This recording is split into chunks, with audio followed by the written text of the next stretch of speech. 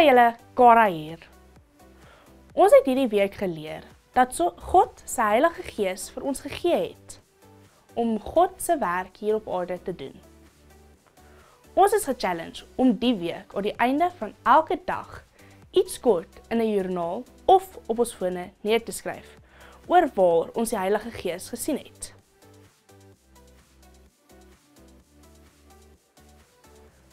Maandag gaan ons bid dat die Here ons sal wys wie hy wil hê ons moet help.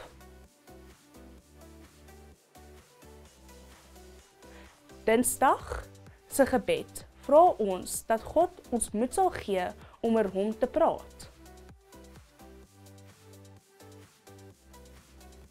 Woensdag bid ons dat God ons sal help om na ander te luister.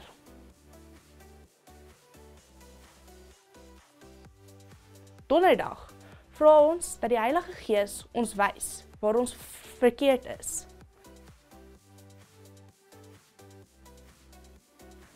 Vrydag se gebed is dat die Here ons sal help om ander te dien.